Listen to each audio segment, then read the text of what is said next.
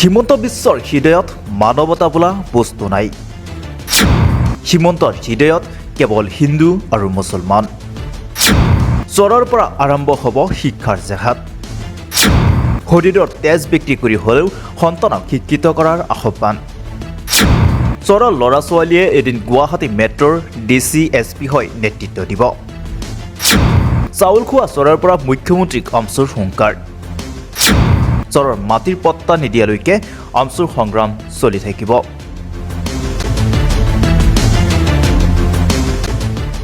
শনিবাৰে দৰঙৰ চাউল খোৱা চৰত অনুষ্ঠিত দৰং জিলা আমচুৰ সভাপতি মইনুল হকৰ বিদায়ী সম্বৰ্ধনা সভাত আমচুৰ সভাপতি ৰেজাউল কৰিম চৰকাৰে ভাষণ প্ৰসংগত এনেদৰে কয়, চৰৰ মানুহে কিমান কষ্ট কৰি জীৱন নিৰ্বাহ কৰিছে সেয়া বুজিবলৈ হিমন্ত বিশ্ব শৰ্মাই এটা ৰাতি চৰত থাকক। চৰত মন্ত্ৰী কেবিনেট পতাৰো আহ্বান জনাই আমচুৰ সভাপতি ৰেজাউল কৰিম চৰকাৰে। চৰত আহিলে বুজা যায় যে মানুহ কেনেকুৱা ধৰণে কষ্ট কৰি কেনেকুৱা ধৰণে মানুহে নিজৰ গাৰ ঘাম মাটিত পেলাই কি ধৰণে খেতি বাতি কৰি আজি অসমৰ অৰ্থনৈতিক ভঁৰাল টনকিয়াল কৰিছে। আৰু সেই চৰবাসী ৰাইজে আজি চৰবাসী ৰাইজে আজি বছৰ বছৰ ধৰি চৰৰ মাটিৰ পাট্টা বিচাৰি থকাৰ পিছতো পাট্টা প্ৰদান নকৰিলে।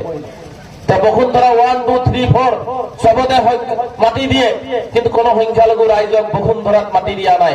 আৰু কয় যে খিলঞ্জীয়া মুছলমান, মিয়া মুছলমান, চৰুৱা মুছলমান ভাগ কৰা হৈছে, মাটি দিয়া হ'ব। মই এই চৰত কৈ গৈছো, হিমন্ত বিশ্ব শৰ্মা মুখ্যমন্ত্ৰী থকালৈকে কোনো মুছলমানকে শদিয়াৰ পৰা ধুবুৰীলৈকে তেওঁ মাটিৰ পট্টা এনেকুৱা ধৰণে বসুন্ধৰা 1, 2 নিদিয়ে। তেওঁক এইবিলাক ভেকু ভাওনা কৰি আছে, তেওঁ আমাৰ শক্তি দুৰ্বল কৰি আছে।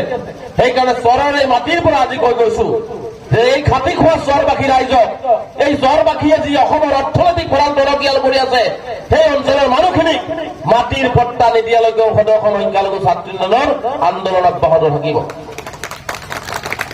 চৰবাসী মাটি ফাটি অহা নাই, চৰবাসীও কিন্তু অসমৰে বাসিন্দা, অসমীয়া হয়।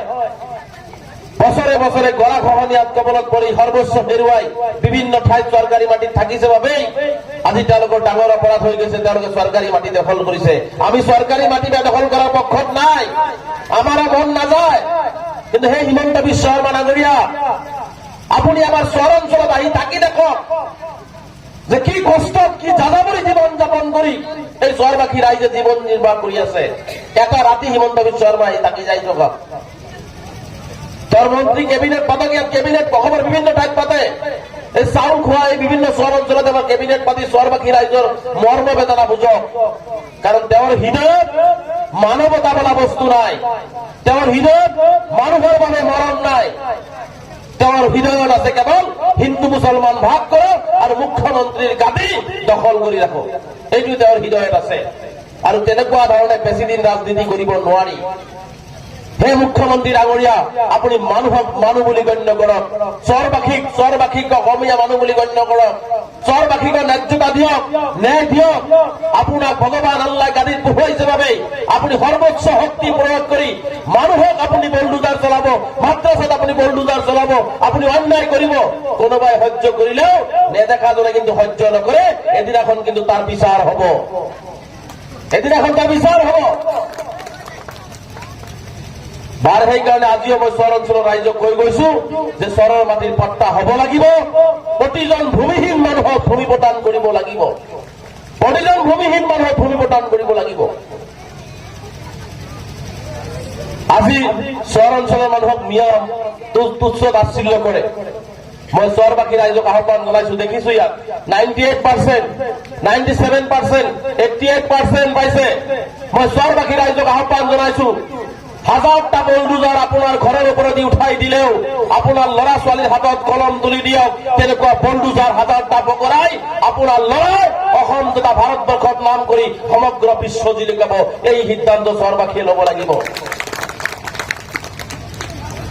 আপোনালোকে হয়তো ছচিয়েল মিডিয়াত দেখিছে, বহৰী চৰৰ এজন ছোৱালীয়ে এতিয়া কি হ'ল, পাইলট এৰোপ্লেন চলাব।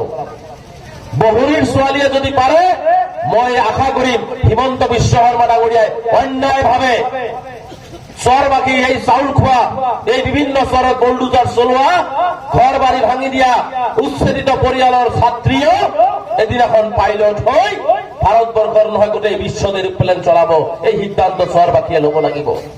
কষ্ট কৰক, কষ্ট আমি কৰিব পাৰো, কাৰণ আমি কষ্ট কৰিছো কাৰণেই আজি গুৱাহাটীত চব্জি গৈছে। যিমান ডাঙৰ ডাঙৰ লেকচাৰ নামাৰক কিয়, যিমান ডাঙৰ ডাঙৰ কথা নকওক কিয়, যিমান ডাঙৰ ডাঙৰ কথা নকওক কিয়, এই খাটি খোৱা এই সংখ্যালঘুসকলে এই চৰ অঞ্চলত যদি কষ্ট নকৰে, অসমৰ অৰ্থনৈতিক ভঁৰাল দিনক দিনে ডাউনত গুচি যাব। গতিকে চৰ অঞ্চলৰ খাটি খোৱা মানুহখিনিক মই অনুৰোধ জনাইছো যে আপোনালোকে যিহেতু কষ্ট কৰিব জানে, নিজে যিখিনি কষ্ট কৰিছে গাৰ ঘাম মাটিত পেলাই প্ৰয়োজনত গাৰ তেজ বিক্ৰী কৰি হলেও নিজৰ এই কণ কণ ল'ৰা ছোৱালী বিলাকক মানুহ হিচাপে গঢ় দিয়ক, যাতে প্ৰতিটো অন্যায় আৰু অত্যাচাৰৰ জবাব আমালোকৰ ল'ৰা ছোৱালীয়ে কলম আৰু কাগজৰ জৰিয়তে দিব পাৰে। কাৰণ মই বিশ্বাস কৰো, যিমানে শক্তিশালী চৰকাৰ নহওক কিয়, যিমানে ডাঙৰ ডাঙৰ অস্ত্ৰ ব্যৱহাৰ নকৰক কিয়, যিমানে ডাঙৰ ডাঙৰ বুলডোজাৰ ব্যৱহাৰ নকৰক কিয়, আপোনালোকৰ ল'ৰা ছোৱালীৰ হাতত যদি কাগজ আৰু কলম থাকে, তেনেকুৱা ডাঙৰ ডাঙৰ অস্ত্ৰ ডাঙৰ ডাঙৰ বুলডোজাৰ নিমিষতে পানী হৈ গুচি যাব। সেইকাৰণে মই কৃতি ছাত্ৰ ছাত্ৰীসকলক যি সম্বৰ্ধনা দিয়া হৈছে, মই ছাত্ৰ ছাত্ৰীসকলক আহ্বান জনাইছো, মই প্ৰতিজন ছাত্ৰ ছাত্ৰীক আহ্বান জনাইছো, অভিভাৱক আহ্বান জনাইছো, জেহাদ আমি কৰিম, জেহাদ কৰিব লাগিব। আৰু সেয়া জেহাদ হৈছে শিক্ষাৰ জেহাদ, শিক্ষাৰ বিপ্লৱ, শিক্ষাৰ যুদ্ধ চলাব লাগিব। চৰৰ পৰাই এটা নতুন বিপ্লৱ সৃষ্টি কৰক, চৰৰ পৰাই নতুন বিপ্লৱ সৃষ্টি কৰক। এই চৰুৱা মাটি, এই ব্ৰহ্মপুত্ৰৰ পানীৰ মাজৰ পৰাই আমি আমাৰ ফুল ফুটাই আনিব লাগিব, আমি আমাৰ পোহৰ আনিব লাগিব। গতিকে সেইকাৰণে মই কৈছো যে যেনেকেই নহওক জেহাদ ঘোষণা কৰি দিয়ক যে ল'ৰা ছোৱালী আমি মানুহ কৰিমেই, আৰু ছাত্ৰ ছাত্ৰীসকলৰ মনতে জেহাদ কৰি লওক যে মই মানুহ হমেই আমি। আৰু 10 বছৰ পিছত চিপাঝাৰ এই চাউল খোৱা চৰৰ পৰা আমি চব্জি লৈ নাৰেংগী হৈ নাযাওঁ, আমাৰ ল'ৰা ছোৱালী হাই ৰোডেদি গৈ গুৱাহাটী মেট্ৰৰ ডিচি, গুৱাহাটী মেট্ৰৰ SP নাইবা ভাল ডক্টৰ ইঞ্জিনিয়াৰ হৈ গুৱাহাটীক নেতৃত্ব দিব, শিৱসাগৰক নেতৃত্ব দিব, ধুবুৰীক নেতৃত্ব দিব। এই সংকল্প আমি ল'ব লাগিব, এই সংকল্প আমি ল'ব লাগিব। গতিকে মই কৃতি ছাত্ৰ ছাত্ৰী আপোনালোকে নাভাবিব, দুখ নকৰিব, দুখ নকৰিব। অন্যায়ভাৱে ঘৰ ভাঙিছে, অন্যায়ভাৱে আপোনাক থাকিব দিয়া নাই, তাৰ প্ৰত্যুত্তৰ সময়ত দিয়া হব। কিন্তু আপোনালোকে মনত দুখ নকৰিব যে আমি চৰবাসী ৰাইজ, আমাৰ ৰাস্তা নাই। আমি জানো যে হিমন্ত বিশ্ব শৰ্মা ৰাস্তা নিদিয়ে, বিদ্যালয় শিক্ষক নিদিয়ে, হস্পিটেলত ডক্টৰ নিদিয়ে, কাৰণ হিমন্ত বিশ্ব শৰ্মা ডাঙৰীয়াৰ প্ৰিভিলেজ হৈছে যে সংখ্যালঘু ৰাইজক কেনেকে অসমৰ মানচিত্ৰৰ পৰা নিক্ষেপ কৰিব পৰা যায়। কিন্তু হিমন্ত বিশ্ব শৰ্মাক কৈ গৈছো যে অসমৰ সংখ্যালঘুসকলক আপুনি অন্যায়